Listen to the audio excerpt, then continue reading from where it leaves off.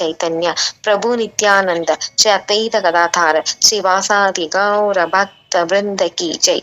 हरिनाम प्रभु की जय। अनंत कोटि भक्त वैष्णव वृंद की जय। श्रील प्रभुपाद की जय। श्रील गुरु महाराज की जय। निताय गौर प्रेमानंदे। हरि हरि बोल। हरे कृष्णा। थैंक यू माता जी। हरे कृष्ण।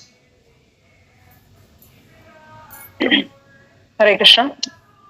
क्लेशोऽधिकतरस्तेषाम् अव्यक्तासक्तचेतसाम् अव्यक्ता हि गतिर्दुःखम् देहवद्भिरवाप्यते। हरे कृष्ण। हरे कृष्णा। क्लेशोऽधिकतरस्तेषाम् अव्यक्ताशक्तचेतसाम् अव्यक्ता हि गतिर्दुःखम् देहवद्भिरवाप्यते। हरे कृष्णा। हरे कृष्ण। क्लेशो अधिकतरस्तेषाम् अव्यक्ताशक्तचेतसाम् अव्यक्ता हि कदिर्दुःखम् देहवद्भिरवाप्यते। हरे कृष्ण। हरे कृष्णा। क्लेशो अधिकतरस्तेषाम् अव्यक्तासक्तचेतसाम् अव्यक्ता हि गतिर्दुःखम् देहवद्भिरवाप्यते। हरे कृष्णा। हरे कृष्णा। क्लेशो अधिकतरस्तेषाम् अव्यक्तासक्तचेतसाम् अव्यक्ता हि कदिर्दुःखम् देहवद्भिरवाप्यते। हरे कृष्णा। हरे कृष्ण। क्लेशो अधिकतरस्तेषाम् अव्यक्तासक्तचेतसाम् अव्यक्ता हि गतिर्दुःखम् देहवद्भिरवाप्यते। हरे कृष्ण। हरे कृष्ण। क्लेशद अधिकतरस्तेषाम् अव्यक्तासक्तचेतसाम् अव्यक्ता हि गतिर्दुःखम् देहवद्भिरवाप्यते। हरे कृष्ण। हरे कृष्ण। हरे कृष्ण। क्लेशो अधिकतरस्तेषाम् अव्यक्तासक्तचेतसाम् अव्यक्ता हि गतिर्दुःखम् देहवद्भिरवाप्यते। हरे कृष्ण। हरे कृष्ण। क्लेशो अधिकतरस्तेषाम् अव्यक्तासक्तचेतसाम् अव्यक्ता हि गतिर्दुःखम् देहवद्भिरवाप्यते। हरे कृष्ण। हरे कृष्ण। क्लेशो अधिकतरस्तेषाम् अव्यक्तासक्तचेतसाम् अव्यक्ता हि गतिर्दुःखम् देहवद्भिरवाप्यते। हरे कृष्ण।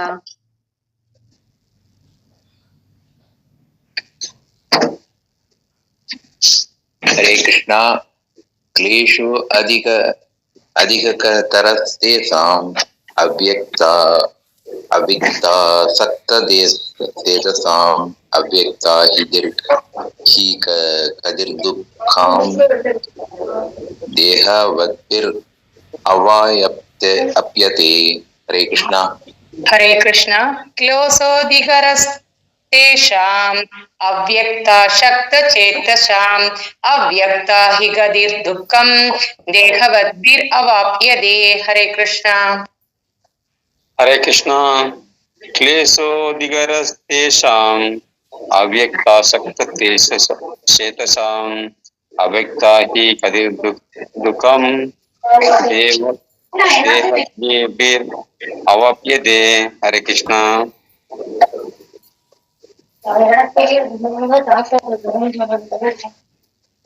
हरे कृष्ण। क्लेशोऽधिकतरस्तेषाम् अव्यक्तासक्तचेतसाम् अव्यक्ता हि गतिर्दुःखम् देहवद्भिरवाप्यते। हरे कृष्ण। हरे कृष्ण।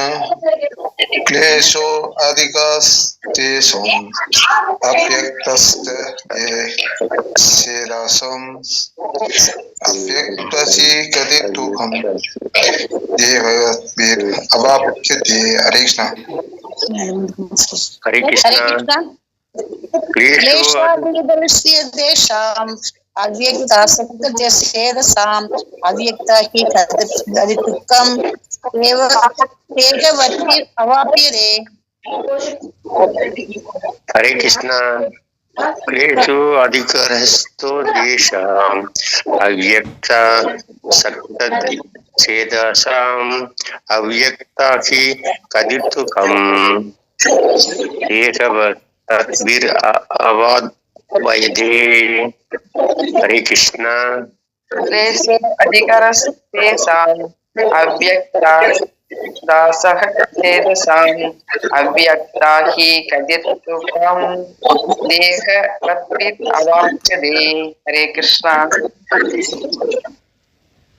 हरे कृष्ण क्लेशो अधिकतरस्तेषाम् अव्यक्ता तेजसाम् अव्यक्ता हि तदिदुःखम् देहवद्भिरवाप्यते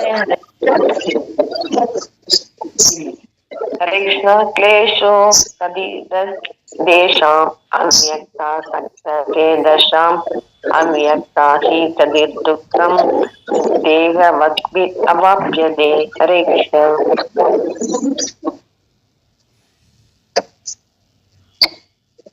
हरे कृष्ण क्लेशो अधिकतरस्तेषाम् अव्यक्ता चेतसाम् अव्यक्ता हि तदिदुःखम् देहवद्भिः अवाप्यते हरे कृष्ण हरे कृष्ण क्लेशो दिगरस्तेषाम् अव्यक्ता सक्तचेतसाम् अव्यक्ता हि कदिर्दुःखम् देहवद्भिर् अवाप्यते हरे कृष्ण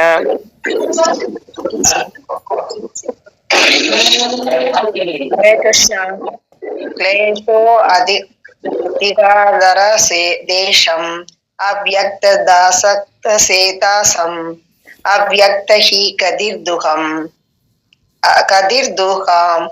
देहावत् अवप्यते हरे कृष्ण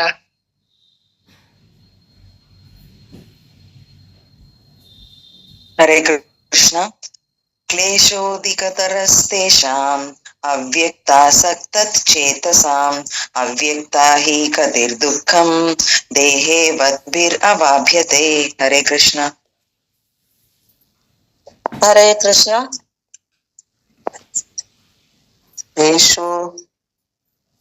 क्लेशोऽधिकतरस्तेषाम् अव्यक्तदासक्तचेतसाम् अव्यक्त हि कदिर्दुःखम् देह वद्भिरवाप्यते हरे कृष्ण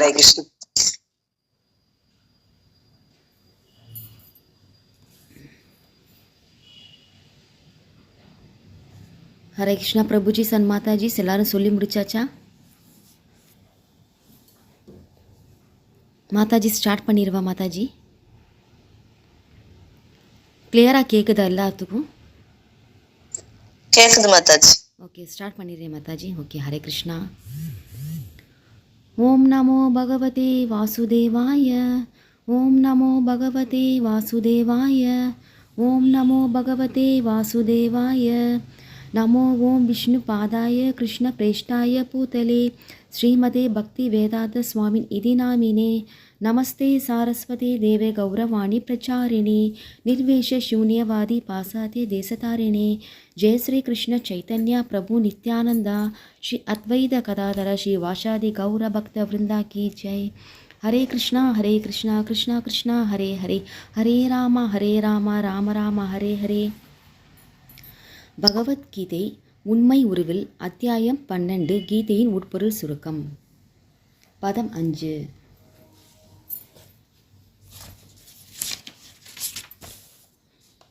ஸ்லோகம் 5.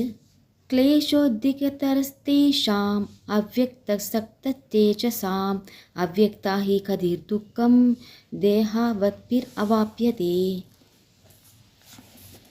எவரது மனம் பரமனின் தோன்றாக அருவத்தன்மையிடம் பற்றுதல் கொண்டுள்ளதோ அவர்களது வளர்ச்சி மிகவும் கடினமானதாக, அவ்வழியில் முன்னேற்றம் காண்பது உடலை உடையவர்களுக்கு எப்பொழுதும் சிரமமானதாகும். பொருளுரை.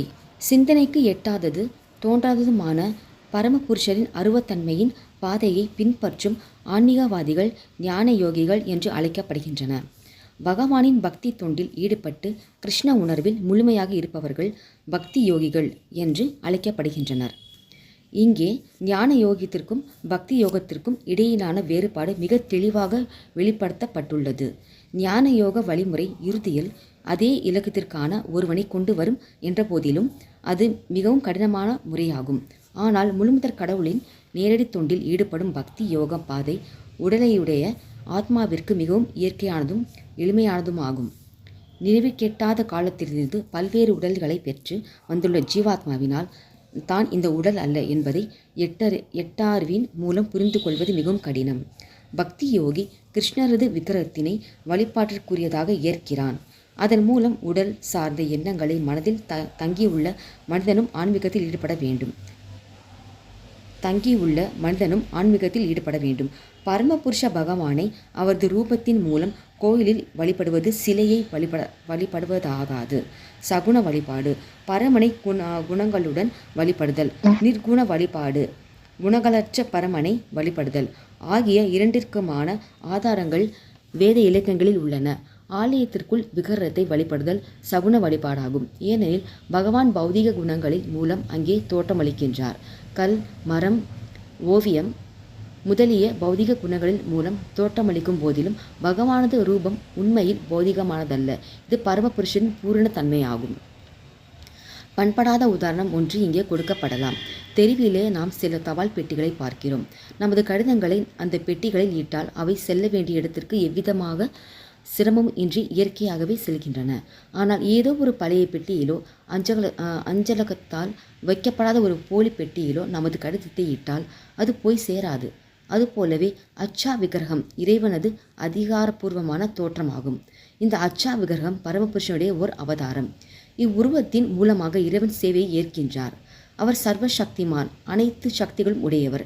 எனவே கட்டுண்ட வாழ்வில் இருந்து மனிதனின் வசதிக்காக அவர் தனது அச்சா விக்கிரகம் அவதாரத்தின் மூலம் பக்தனுடைய சேவைகளை ஏற்றுக்கொள்கிறார்.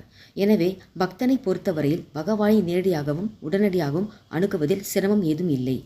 ஆனால் ஆன்மீக தன்மையுணர்விற்காக அருவத்தன்மையை பின்பற்றுவர்களது வழி மிகவும் சிரமமானது. அத்தகையோர் உபனிஷதங்கள் போன்ற வேத இலக்கியங்களின் மூலமாக பரமனின் தோன்றாத தன்மையினை புரிந்து கொள்ள வேண்டும். வேத மொழியினை கற்றி எல்லையற்ற உணர்வுகளை புரிந்து கொள்ள வேண்டும். மேலும் இவை அனைத்தும் உணர்வும் வேண்டும். இது சாதாரண மனிதனுக்கு அவ்வளவு சுலபமானது அல்ல. மாறாக கிருஷ்ண உணர்வில் இருப்பவன் அங்கீகரிக்கப்பட்ட ஆன்மீக குருவின் வழிபாடுதலை பின்பற்றுதல், விக்கிரகத்தினை நெறிப்படி வழிபடுதல், இறைவனது பொருள்களை கேட்டல், இறைவனுக்கு படைக்கப்பட்ட உணவுப் பொருட்களை பிரசாதமாக உண்ணுதல் என்பன போன்ற எளிமையான வழிமுறைகளின் மூலம் பக்தி தொண்டில் ஈடுபட்டு பரமபுருஷ பகவானை மிகவும் சுலபமாக உணர்ந்து கொள்கிறான். அருவவாதிகள் இறுதியில் பூர்ண உண்மையை உணராமல் போகலாம் என்று அபாயம் இருக்கும் பொழுது மிகவும் கடினமான பாதையை அவசியமின்றி பின்பற்றுகின்றனர் என்பதில் எவ்வித ஐயமும் இல்லை. ஆனால் பக்தனோ எவ்வித அபாயமோ சிக்கலோ கடினமோ இன்றி முழுமுதற் கடவுளை நேரடியாக அணுகுகின்றான். இதே போன்ற ஒரு சுலோகம் ஸ்ரீமத் பாகவத்திலும் உள்ளது. புருஷோத்தமரான முழுமுதற் கடவுளிடம் சரணடைவதே இறுதி நிலை. அந்த சரணாகதி பக்தி என்று அறியப்படுகின்றது. ஆனால் அதை விடுத்து பிரம்மன் எது, பிரம்மன் அல்லாதது எது என்பதை புரிந்து கொள்ளும் சிரமத்தை ஏற்று வாழ்நாள் முழுவதையும் ஒருவன் கழித்தால் அதன் விளைவு துன்பமயமானதே என்று அங்கே கூறப்பட்டுள்ளது. எனவே தன் உணர்விற்கான இந்த கடினமான பாதையின் இறுதி பலன் நிச்சயமானதல்ல என்பதால் ஒருவன் இப்பாதையினை ஏற்கக்கூடாது என்று இங்கே அறிவுறுத்தப்படுகின்றன. ஓர் உயிர்வாளியின் ஜீவாத்மாவின் தனித்தன்மை நித்தியமானதாகும். அவன் ஆன்மீக முழுமையுடன் ஐக்கியமாக விரும்பினால் அவன் தனது சுய இயற்கையின் நித்தியத்தன்மை, அறிவுத்தன்மை ஆகியவற்றை உணராமலே தவிர ஆனந்தம் என்னும் தன்மையினை உணர முடியாது. ஞான யோக வழிமுறையில் மிகவும் தேர்ச்சி பெற்ற அத்தகு ஆன்மீகவாதி ஏதேனும் ஒரு பக்தின் கருணையை பெற்றார் பக்தி யோகியின் நிலைக்கு வந்தடைய முடியும். அப்போது கூட அவனது நீண்ட கால அருவவாத பயிற்சி அவனுக்கு தொல்லையாகவே அமைகின்றது. ஏனெனில் அவனால் அக்கருத்தினை முழுமையாக கைவிட முடியாது. எனவே உடலையுடைய ஆத்மாவை பொறுத்தவரையில் பயிற்சியின் போது சரி, உணர்ந்த பிறகும் சரி, அவ்வியக்தம் அருவத்தன்மை அவனுக்கு எப்போதும் தொல்லையே. உயிருள்ள ஒவ்வொரு ஜீவாத்மாவிற்கு சற்று சுதந்திரம் உள்ளது. அருவத்தன்மையினை உணர்வது தனது ஆனந்தமயமான ஆன்மீக இயல்பிற்கு எதிரானது என்பதை அவன் தெளிவாக அறிய வேண்டும். இம்முறையை யாரும் ஏற்கக்கூடாது. ஏனெனில் பக்தி தொண்டில் ஒருவனை முழுமையாக ஈடுபடுத்தும் கிருஷ்ண உணர்வே ஒவ்வொரு தனிப்பட்ட உயிர்வாளிக்கும் மிகச்சிறந்த வழிமுறையாகும். இந்த பக்தி தொண்டினை ஒருவன் அலட்சியப்படுத்த விரும்பினால் அவன் நாத்திகனாக மாறிவிடும் அபாயம் உள்ளது. எனவே சிந்தனைக்கு எட்டாதது புலன்களுக்கு அப்பாற்பட்டதுமான அருவத்தன்மையின் மீது கவனத்தை செலுத்தும் வழிமுறை இந்த ஸ்லோகத்தில் ஏற்கனவே விளக்கப்பட்டபடி என்றும் ஊக்குவிக்கப்படக்கூடாது. அதிலும் குறிப்பாக இந்த கலியுகத்தில் பகவான் ஸ்ரீ கிருஷ்ணர் இம்முறை சிபாரிசு செய்யவில்லை. மொழிபெயர்ப்பு மற்றும் பொருளை வழங்கிய தெய்வ திரு ஆசா பக்தி வேதாந்த சுவாமி ஸ்ரீல பிரபுபாதர் ஜெகத்குரு ஸ்ரீல பிரபுபாதா கி ஜெய். பக்தர்கள் அனைவருக்கும் எனது பணிவான வணக்கங்கள்.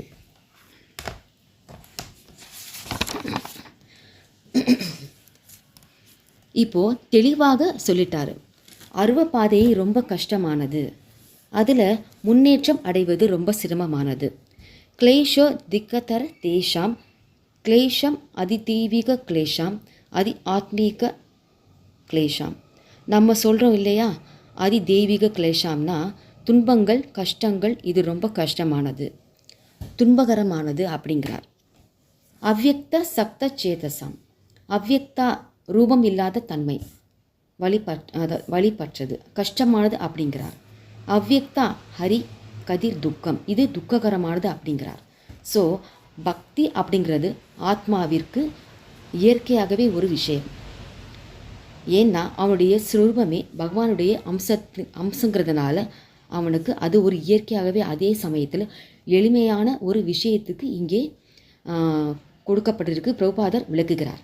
ஏன்னா வேறு எந்த பாதையிலோ ஈடுபட்டாலும் நம்ம ஏற்கனவே நிறைய கிளாஸில் கேட்டிருக்கோம். கர்ம யோகியாக இருந்தாலும் சரி, ஞான யோகியாக இருந்தாலும் சரி, அவங்க இரண்டுடைய திருவடிகளை ஆகாது, அது பூர்ணமாகாது, கிடையாது அப்படின்னு சொல்கிறாங்க. அதாவது ஸ்பிரிச்சுவலில் லைஃப்பில் ஃபுல்ஃபில் ஆகாதுன்னு அர்த்தம். அது பக்தி யோகம் என்ற நிலை அடைவதற்கு வழியில் இருக்கக்கூடிய படிக்கட்டுகள். அருவவாதிக்கும் உள்ள வேறுபாடு. ஸோ இந்த பக்தி யோகிக்கும் அருவவாதிக்கும் உள்ள வேறுபாடு வித்தியாசத்தை பிரபுபாதருக்கு இங்கே விளக்கம் கொடுக்கிறார். ஸோ பக்தி யோகி கண்டிப்பாக வழிபடுற அந்த விக்கிரகம் வழிபாடு அப்படிங்கிறது வேறு சிலை வழிபாடு கிடையாது. அது வெறும் சிலை வழிபாடு கிடையாதுன்னு சொல்கிறாங்க. இப்போது எத்தனையோ அரசியல்வாதிகள் பார்த்திங்கன்னா அவங்களோட சிலையை கொண்டு வச்சு அவங்களும் அந்த அரசியல்வாதிகளுடைய பிறந்த நாள் இறந்த நாள் போய் மாலையை போட்டு வழிபடுறாங்க. இன்னும் சொல்லப்போனால் வழிபாட்டை எதிர்க்கிற நாத்திகர் கூட செய்கிறாங்க. பெரியாருக்கு சிலை வச்சு மாலை போடுறாங்க, அதையும் வழிபடுறாங்க. பைத்தியக்காரத்தனமான இந்த விஷயம் அவங்க எதை எதிர்க்கிறாங்களோ அதையே செய்கிறாங்க. அஃப்கோர்ஸ் அந்த மாதிரியான வழிபாடு பக்தர்கள் செய்கிறது கிடையாது. பக்தி யோகி கிருஷ்ணரது விக்கிரகம் வழிபாடு பற்றி பிரபுபாதர் இங்கே எக்ஸ்பிளைன் பண்ணுறாங்க. பார்ப்போம். ஆலயத்துக்குள்ளே விக்கிரகத்தை வழிபடுதல் சகுன வழிபாடாகும். ஏன்னா பக்தர்கள் பொறுத்தவரை கிருஷ்ணர் வேறு விக்கிரகம் வேறு கிடையாது. சில சமயத்தில் இது கிருஷ்ணருடைய பிரதிநிதி அப்படின்னு சொல்வாங்க. ஒரு முறை பிரபுபாதர் அவருடைய சீடர் உபன்யாசம் கொடுக்க சொன்னார். பிரபுபாதர் இருக்கும்போதே, அது உபன்யாசம் இல்லை, யாரோ ஒரு கெஸ்ட்டு வந்திருந்தாங்க. அவங்கக்கிட்ட ஒரு கான்வர்சேஷன் நடக்குது டெம்பிள்லேயே. அப்போ அந்த டெய்டிஸை பற்றி அந்த பக்தர் பிரபுபாதருடைய சீடர் ஒருத்தர் எக்ஸ்பிளைன் பண்ணுறாங்க. அப்போ அந்த வார்த்தை உபயோகிக்கிறார். இந்த deity it's A presenting Krishna அப்படின்னு அந்த டெய்டிஸை பற்றி அந்த சீடர் சொல்கிறாரு. கிருஷ்ணரே பிரதிநிதியாக நிற்கிறாரு. பிரபுபாதர் உடனே சத்தமாக, no ரிப்ரசன்டிங், it is a Krishna, இது கிருஷ்ணரின் பிரதிநிதிக்கிறது கிடையாது, இது கிருஷ்ணரே, கிருஷ்ணருடைய விக்கிரகம் வேறு, கிருஷ்ணர் வேறு கிடையாது. இங்கே நம்ம சேவை பண்ணுறதுக்கு கிருஷ்ணருக்கு நாம் சேவை பண்ணுறோம் அப்படிங்கிற ரொம்ப சத்தமாக வலியுறுத்தி சொன்னார் ஸ்ரீல பிரபுபாதர். சம்டைம்ஸ் நம்ம ராங்காக அண்டர்ஸ்டாண்ட் பண்ணிக்கிறோம். எப்படி இங்கே கிருஷ்ணர் பௌதீக உலகத்திலேயே ஒரு கல்லிலோ ஒரு மரத்திலோ ஒரு பெயிண்டாவோ எப்படி இருக்க முடியும்? அவர் ஆன்மீக மயமானவர். இது பௌதீக வஸ்து தானே, இதில் எப்படி இருக்க முடியும்? ஹவ் அப்படின்னு நம்ம ஒரு கொஷின் வருது, நம்ம யோசிக்கிறோம். பட் ஸ்பிரிச்சுவலில் அப்படிங்கிறது மெட்டீரியலுக்கு எதிரான ஒரு விஷயம். கிடையாது. ஏன்னா பௌதிகம்ங்கிற அதாவது பௌதிகத்துக்கு எதிரான ஒரு விஷயம் கிடையாதுன்னு சொல்கிறாங்க. ஆன்மீகம் அப்படிங்கிறது பௌதிகம் உள்ளடங்கிய ஒரு விஷயம். அது நம்ம அண்டர்ஸ்டாண்ட் பண்ணிக்கணும். ஸோ பார்க்கலாம் வாங்க. பிரபுபாதர் இங்கே எக்ஸ்பிளைன் பண்ணுறார். பகவானுடைய ரூபமே எதுவுமே பௌதிகமானது கிடையாது. இப்போது அங்கீகரிக்கப்பட்ட அதிகாரப்பூர்வமாக முறையில் ஒரு விக்கிரகம் செய்யப்பட்டு அது பிரதிஷ்டை செய்யப்பட்டு வழிபடுறோம். நாம் சாஸ்திரபூர்வமாக பார்த்தோம்னா அது கிருஷ்ணருடைய வேறுபட்டது கிடையாது, கிருஷ்ணரே தான். ஏன்னா பகவான் கிருஷ்ணர் சர்வசக்தி படைத்தவர். பகவானே முடியாததுன்னு எதுவுமே கிடையாது. அவர் விரும்பினால் ஒரு கல்லையோ ஒரு உலோகத்தையோ இருக்க முடியும், ஒரு மரத்திலேயும் இருக்க முடியும், எந்த பௌதீக வஸ்துலேயும் இருக்க முடியும். நம்முடைய வழிபாட்டை அவரால் ஏற்றுக்கொள்ள முடியும், நமக்கு பதில் உபகாரம் செய்ய முடியும். ஆனால் அதே சமயத்தில் இப்போது ஒருத்தவங்க நம்பிக்கை இல்லாமல் உலோகமாகவோ ஒரு கல்லாகவோ ஒரு மரமாகவோ பார்க்குறாங்க அப்படின்னா அவர்களுக்கும் அப்படியே இருக்க முடியும்.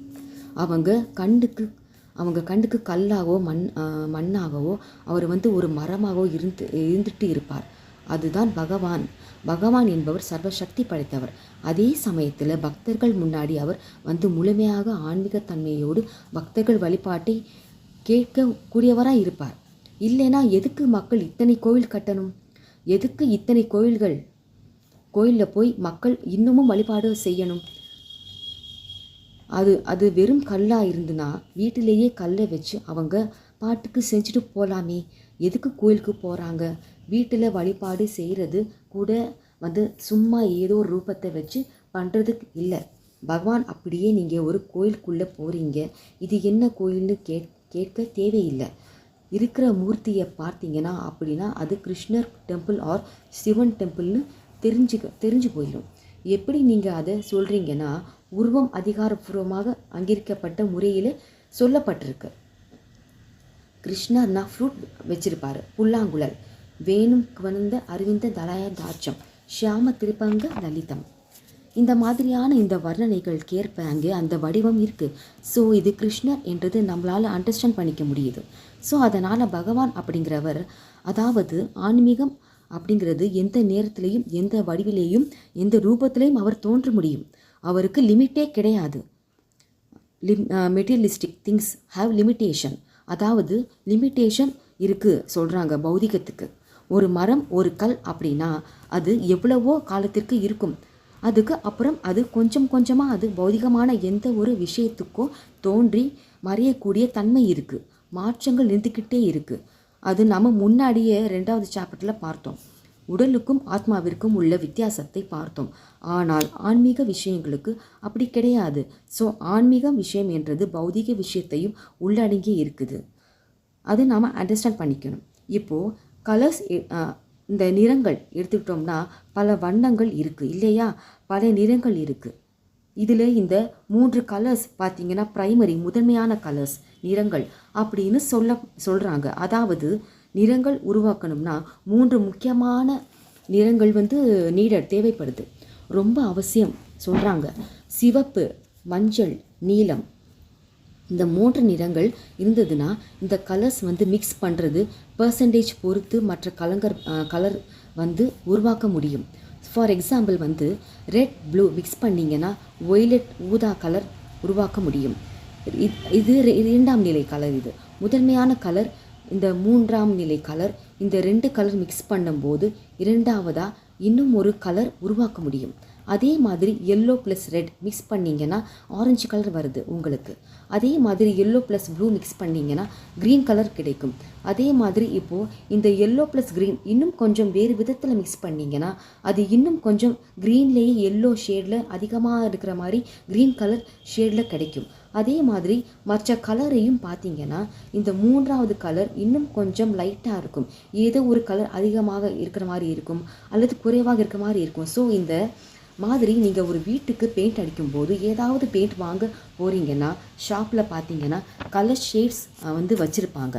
அதை காட்டினீங்கன்னா அதை காட்டுவாங்க. அவங்க என்ன பண்ணுவாங்க, உடனே அந்த பெயிண்ட் டப்பா அவங்க வச்சுருக்க மாட்டாங்க. அவங்க என்ன பண்ணுவாங்கன்னா அதுக்கு நீங்கள் கேட்குற ஷேடுக்கு எந்த கலர் மிக்ஸ் பண்ணால் அந்த ஷேடு வரும் அப்படிங்கிறது அவங்களுக்கு தெரியும். ஸோ உடனே அவங்க என்ன பண்ணுவாங்க, அந்த 2 கலரையோ 3 கலரையோ எடுத்து அவங்க அதை குறிப்பிட்ட பெர்சன்டேஜ் மிக்ஸ் பண்ணி உங்களுக்கு வந்து அந்த கலர் உருவாக்கி கொடுப்பாங்க. ஸோ அந்த மாதிரி இப்போது எதுக்காக இதை நான் சொல்லப்படுறோம்னா, இப்போது இந்த முதன்மையான ப்ரைமரி கலர் இருக்குது இல்லையா, இது வந்து ஆன்மீகம் மாதிரி, ஸ்பிரிச்சுவல் மாதிரி. அதே மாதிரி இப்போ இந்த 2ஆம் நிலை 3ஆம் நிலை கலர்ஸ் எல்லாம் இருக்குது இல்லையா, அது பௌதீக மாதிரி. இப்போது ஒரு ஆரஞ்சு கலரையோ இல்லை எல்லோ கலரையோ வேறு எந்த 2ஆம் நிலையில் இருக்கிற அந்த கலர்ஸ் நீங்கள் எடுத்துட்டிங்கன்னா முதன்மையான நிறம் ப்ரைமரி கலர் வந்து சேஞ்ச் இல்லை, அதாவது மாற்றம் அடைய போகிறது கிடையாது இல்லையா. அதனால் முதன்மையான நிறம் ப்ரைமரி கலர் இல்லைன்னா இந்த செகண்டரி 2ஆம் நிலை 3ஆம் நிலை கலர் வந்து வர்றதுக்கு நோ சான்ஸ், வாய்ப்பே இல்லை சொல்கிறாங்க. ஸோ அது மாதிரி ஆன்மீகம் என்றது பௌதிகத்தை உள்ளடங்கியது. இப்போது இந்த முதன்மையான நிறத்தில் எல்லா நிறங்கள் உள்ளடங்கி இருக்குது. ஆனால் இந்த பிரைமரி முதன்மையான நிறம் என்பது மாற்றம் நிறங்களை சார்ந்து இருக்கிறது கிடையாது. ஆனால் அதே சமயத்தில் இந்த முதன்மையான நிறங்கள் மற்ற 2ஆம் நிலையை 3ஆம் நிலையை நிறங்களையும் அது மாதிரி நீங்கள் எத்தனை நிறங்கள் மேலே உருவாக்கிக்கிட்டே போகலாம். கலர்ஸ் வந்து எவ்வளவு தான் நீங்கள் லிமிட்டே கிடையாது, உருவாக்கிக்கிட்டே போகலாம். ஸோ அது மாதிரி பௌதிகம் அப்படிங்கிறது ஆன்மீகத்தில் உள்ளடங்கி இருக்குது. ஆன்மீகம் என்பது பௌதிகம் என்ற விஷயம் இல்லாதது கிடையாது. பகவானுடைய அருவத்தன்மை வந்து ரூபத்தன்மை இல்லாமல் இருக்க முடியாது. பகவான் ரூபத்திலேயே தான் அந்த அருவம் என்ற ஒரு விஷயமே வருது. அருவத்திலேயே இருந்து ரூபம் வந்து அப்படி நினைக்கிறவங்க அபுத்தியா அப்படின்னு ஏற்கனவே நம்ம பார்த்தாச்சு. ஸோ யார் புத்தி இல்லாதவர்களோ அவங்க நினைக்கிறாங்க அருவத்திலே இருந்து ரூபம் வருதுன்னு. ஆனால் அப்படி கிடையாது. பகவானுடைய அருவத்தன்மையை பிரம்ம ஜோதியை பகவான் ரூபத்திலே வரக்கூடிய விஷயம்தான். பகவானுடைய ரூபத்தில் ஒரு தன்மை தான். ஸோ அது மாதிரி இங்கே பகவானுடைய ரூபம் என்றது உண்மையிலேயே பௌதிகமானது கிடையாது. பௌதிகமானதாக பார்த்தீங்கன்னா அது பௌதிகமானதாகவே இருக்கும். நீங்கள் வெறும் கல்லாக பார்த்தீங்கன்னா அது கல் தான், நீங்கள் வெறும் உலோகமாக பார்த்தீங்கன்னா உலோகம் தான். ஆனால் பகவானுடைய இந்த விக்கிரக ரூபமானது அது முழுக்க ஆன்மீகமயமானது. அதனால்தான் நாம் இப்போது பகவான்கிட்ட ப்ரேயர் பண்ணும்போது, பிரார்த்தனை பண்ணும்போது, நெய்வேத்தியம் பிரசாதம் ஆஃபரிங் பண்ணும்போது, நம்ம பூஜை பண்ணும்போது அதுக்கான பலனை நம்ம உணர முடியுது. அந்த சுவையிலேயே இருந்த அந்த இதயத்தை தூய்மைப்படுத்து இருந்து எல்லாத்தையும் நம்ம உணர்கிறோம். ஸோ ஒரு பக்தர் வந்து கிருஷ்ணரை பார்க்கிறான் அப்படின்னா கிருஷ்ணர் இருக்கிறார். ஸோ பிரபுபாதர் ஒரு அழகான எக்ஸாம்பிள் கொடுக்கிறார். பண்படாத உதாரணம் ஒன்று இங்கே கொடுக்கப்படலாம். தெருவிலே நம்ம சில தபால் பெட்டிகளை பார்க்கிறோம். நமது கடிதங்கள் அந்த பெட்டியில் இட்டால் செல்ல வேண்டிய இடத்திற்கு எவ்விதமாக செலவின்றி இயற்கையாகவே செல்கின்றன. ஆனால் ஏதாவது பழைய பெட்டியிலும் அஞ்சலத்தால் வைக்கப்படாத ஒரு போலி பெட்டியிலோ நமது கடிதத்தை இட்டால் அது போய் சேராது. அதுபோல அச்சா விக்கிரகம் இறைவனது அதிகாரப்பூர்வமாக தோற்றம் ஆகும். அந்த அச்சா விக்கிரகம் பரமபுருஷர் உடைய ஓர் அவதாரம். இவ்வுருவத்தின் மூலமாக இறைவன் சேவை ஏற்றுக்கொள்கிறார். அவர் சர்வசக்திமான், அனைத்து சக்திகளையும் உடையவர். எனவே கட்டுண்ட வாழ்வில் இருக்கும் மனிதனின் வசதிக்காக அவர் தனது அச்சா விக்கிரகத்தின் மூலம் பக்தனுடைய சேவை ஏற்றுக்கொள்கிறார். பிரபுபாதர் ரொம்ப தெளிவாக சொல்கிறார். இப்போது நம்ம இருக்கிற நிலையிலே பகவானுடைய அந்த தனிப்பட்ட ரூபத்தை, கோலோக விருந்தாவன அந்த ரூபத்தை பார்க்கவோ வழிபடுவதற்கோ நமக்கு தகுதி இல்லை. அதனால் நம்முடைய பௌதிகத்துக்கு, இந்த கண்களுக்கு, நம்முடைய இந்த பௌதிக உணர்தலுக்கு எது சாத்தியமோ அதன் மூலமாக அவர் இறங்கி வந்து நம்ம சேவை ஏற்றுக்கிறாங்க. இந்த விக்கிரக ரூபத்தில் இருக்கிறார். இது அவருடைய தனிப்பட்ட கருணை. அது அவர் கருணையோடு அச்சா விக்கிரகம் வந்து இருக்கிறதுனாலேயே ரொம்ப கருணை வாய்ந்த அவதாரம் சொல்கிறோம். ஏன்னா நம்மளை மாதிரி தூய்மை அடையாத ஒரு ஜீவன் கூட பௌதீக ஆசைகளோடு இருக்கிற வழிபாடு செய்கிறதுக்கு பகவான் தன்னை அந்த நிலையிலே வைக்கிறார். ஆனால் அதே சமயத்தில் அந்த எக்ஸாம்பிளில் இருந்து என்ன அண்டர்ஸ்டாண்ட் பண்ணிக்கிறோம்னா, இது அங்கீகரிக்கப்பட்ட பெட்டியில் இருக்கணும். நம்ம தபால் போய் சேர்ந்தோம்னா ஏதோ ஒரு பெட்டியில் போடக்கூடாது. பெட்டியில் போட சொன்னாங்க, வாங்க பிரபு அங்கே ஒரு பெட்டி இருக்குது வச்சிருக்கிறார், போய் போடலாம் அப்படின்னா என்ன இது என்னமோ ஒரு குப்பைன்னு சொல்லி குப்பையில் போட்டுருவாங்க. ஏதோ ஒரு பெட்டியில் போடக்கூடாது. அதே மாதிரி வழிபாடு அப்படின்னு வரும்போது இப்போது ஃபஸ்ட்டாக நம்ம சொன்ன மாதிரி கிருஷ்ணர் வழிபாடு அப்படின்னா கிருஷ்ண ரூபம் இப்படி தான் இருக்குன்னு சாஸ்திரங்கள் சொல்லப்பட்டிருக்கு. அந்த ரூபத்தை தான் வழிபடணும். ஷியாம சுந்தர ரூபம் அப்படின்னா ஃப்ளூட் வச்சுருப்பாரு, திரிபங்க லலிதம், தலையில் பீகாக் ஃபெதர் கிருஷ்ணருக்கு இருக்கணும். அந்த விஷயங்கள் இருக்கும்போது தான் அவரை நம்ம வழிபாடு பண்ணணும். நம்மளை கற்பனை பண்ணி ஒரு ரூபத்தை வழிபாடு செய்யக்கூடாது. இப்போது நீங்கள் இந்த காந்தி சிலை நீங்கள் பார்த்துருப்பீங்க. காந்தி சிலை செய்ய சொல்லுவாங்க. காந்தி சிலை இப்போ காந்தி மாதிரி இல்லாமல் வேறு மாதிரி செஞ்சாங்கன்னா அந்த அரசியல்வாதிகள் வந்து காந்தின்னு அவங்க சொல்லுவாங்களா? சொல்லுங்கள். காந்தினா காந்தி சிலை மாதிரியே இருக்கணும். காந்தி முகம் இருந்தால் தான் காந்தி அவங்க வழிபாடு பண்ணுவாங்க அந்த அரசியல்வாதிகள். அதே மாதிரி விக்கிரக வழிபாடுன்னு டாபிக்னு வந்ததுனால ஒரு கருத்து சொல்லணும். இந்த அங்கீகாரம் பட்ட வழிபாடு முறை அப்படிங்கிறது நமக்கு இஸ்கானில் பொறுத்த வரைக்கும் பிரபுபாதர் நமக்கு கொடுத்துருக்கிற ராதாகிருஷ்ணர், ஜெகநாத், பலதேவ், சுபத்ரா, சீதாராம், லக்ஷ்மண, ஹனுமான், கௌரினி தாய், இந்த மாதிரி ஒரு குறிப்பிட்ட பகவான் ரூபங்கள் வழிபட மட்டும்தான் பிரபுபாதர் நமக்கு சிபாரிசு சொல்லி செஞ்சிருக்கிறார். இதுதான் நம்ம முக்கியமாக புரிஞ்சுக்கணும். நம்ம வழிபாடுங்கிறது இஸ்கானில் என்ன கொடுக்கப்பட்டிருக்கோ பிரபுபாதர் நமக்கு சொல்லி கொடுத்துருக்கணும். அதை தான் நம்ம ஃபாலோ பண்ணணும். அதுதான் இங்கே சொல்ல வர்றாங்க. ஹரே கிருஷ்ணா ஹரே கிருஷ்ணா கிருஷ்ணா கிருஷ்ணா ஹரே ஹரே, ஹரே ராம ராம ராம ஹரே ஹரே. ஹரி ஓம் தத் சத். ஹரே கிருஷ்ணா. Thank you prabhuji and matajis. ஹரே கிருஷ்ணா. பக்தர்கள் அனைவருக்கும் பணிவான வணக்கங்கள்.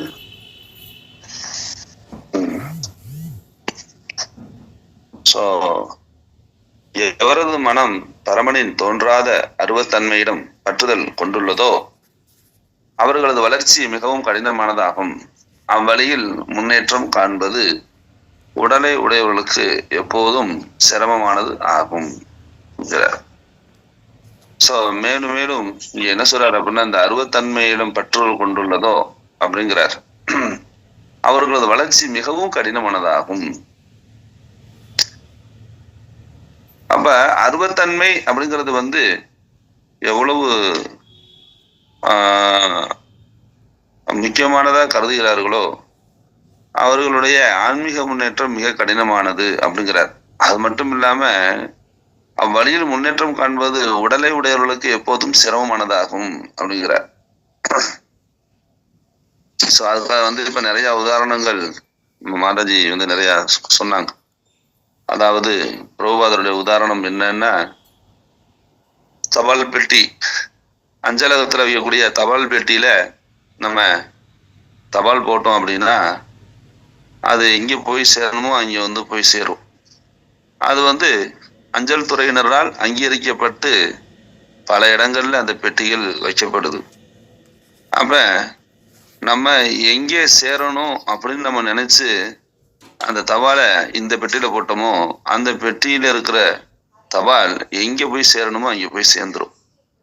இது அஞ்சல் துறையினரால உருவாக்கப்பட்ட அந்த பெட்டி. நம்ம அஞ்சல் பெட்டியில போடாம நம்ம ஏதோ பக்கத்துல இருக்கக்கூடிய ஒரு குப்பை தொட்டிலையோ இல்லை வேற எந்த தொட்டிலையோ போட்டா என்ன ஆகாது, அது போய் சேராது. அதே மாதிரி இங்க விக்கிரக வழிபாடு அப்படிங்கிறது பகவானுடைய சக்தி. அது நம்ம எப்படி பார்க்குறோம் அப்படின்னா, அவருடைய அவதாரங்களை ஒரு கல்லாவோ அல்லது ஒரு மரமாகவோ அல்லது உலோகத்தினாலேயோ அல்லது வர்ணத்தினாலேயோ நம்ம என்ன செய்யறோம், அதை பொறிக்கப்படுகிறது அப்படிங்கிறார். கல், மரம் இதெல்லாமே பௌதியமான பொருட்கள். ஆனா அது பௌதியமானது அல்ல. அதை நம்ம கல்லா பார்க்க கூடாது அப்படின்னு நம்ம சொல்றார். பௌதியமான பொருள் இருந்தாலும் அதை ஒரு உருவத்தை நம்ம பொறித்து கொடுக்கும் பொழுது அதுல பகவான் என்ன செய்யறார் அப்படின்னா, அதுல தன்னுடைய சக்திய அதுல வெளிப்படுத்துகிறார். அப்ப இது பழமொழி அடிக்கடி நம்ம சொல்லுவோம் இல்லையா, வெறும் கல்லை பார்த்தால் அதுல நாயகன் தெரிய மாட்டார். நம்ம நாயகனா பார்த்தோம் அப்படின்னா அது கல்லா தெரியாது. பார்த்தீங்கன்னா அரசியல்வாதிகள் என்ன செய்யறாங்க அப்படின்னா, திராவிட கட்சியில என்ன செய்யறாங்கன்னா, உருவமே இல்லை அப்படின்னு அவங்க ஏத்துக்கிற மாட்டேங்கிறாங்க. ஆனா அவங்களுடைய அரசியல் தலைவர்களுக்கு கல்லுல சிலை செதுக்கி வச்சுக்கிறாங்க. அதுவும் கல்லுதான். ஆனா கடவுளும் கல்லுல தான் இருக்காரு. கடவுள்ல இருக்கிற கல்லை அவங்க ஏத்துக்கிற மாட்டேங்கிறாங்க.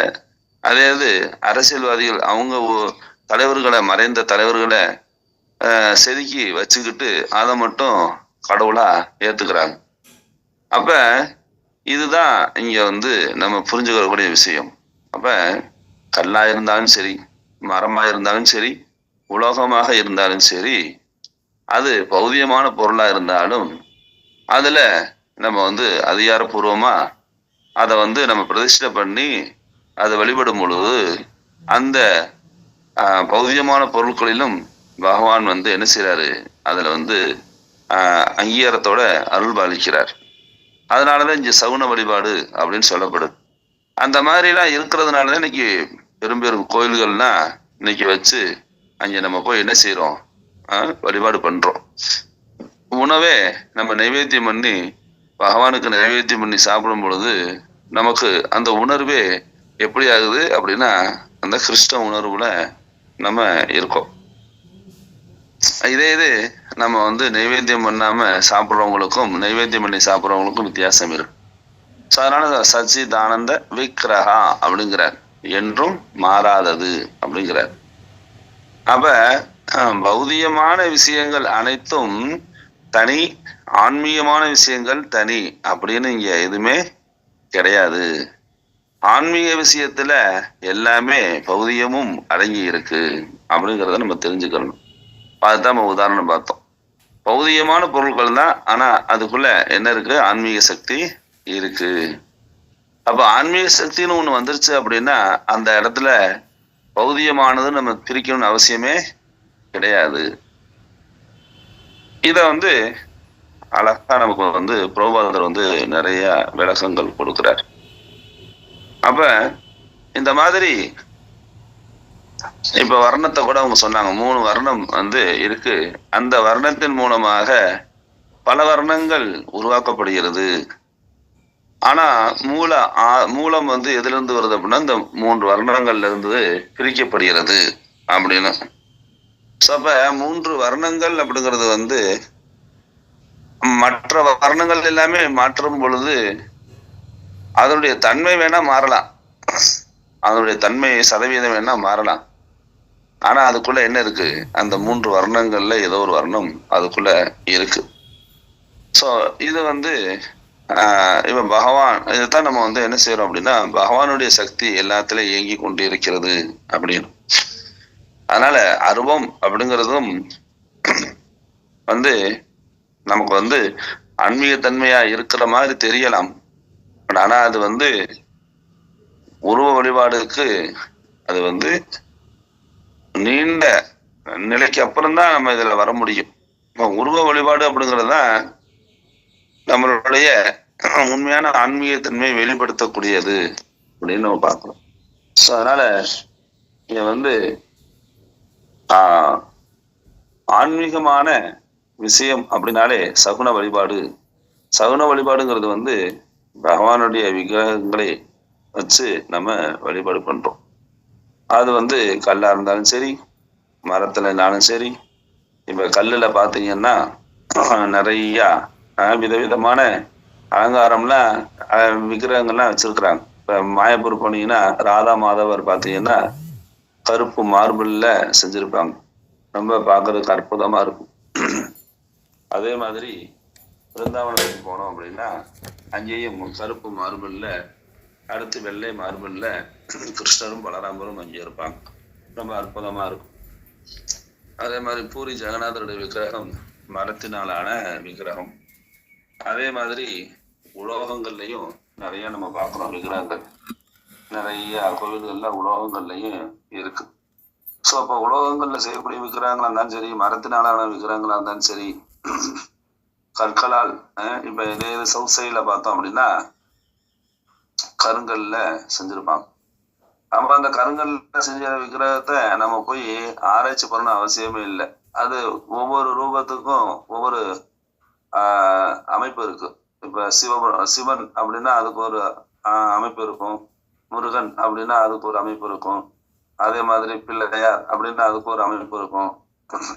ஸோ அந்த உருவங்களை வந்து அதில் பொறிச்சிருப்பாங்க. அதை பார்த்தாலே நமக்கு வந்து தெரிஞ்சு போயிடும். இது வந்து பிள்ளையார், இது வந்து முருகன், இது வந்து சிவன், இது வந்து விஷ்ணு அப்படின்னு நம்ம வந்து தெரிஞ்சுக்கலாம். ஸோ இதை வந்து நம்ம எப்ப விக்கிரகத்தின் மூலமாக நம்ம வழிபாடு செய்ய ஆரம்பிக்கிறோமோ அப்பதான் முழுமையான ஆன்மீக தன்மை பக்தி யோக நிலைக்கு நம்மளால வர முடியும் அப்படிங்கிறார். அடுத்தடுத்த ஸ்லோகங்களை நம்ம தொடர்ந்து பார்க்கலாம். இன்று பிறந்தநாள் திருமணம் கொண்டாடக்கூடிய பக்தர் யாரும் இருக்காங்களா? இருக்காங்க பிரபு. பிரபா தேவி விஜயலட்சுமி மாதாஜியோட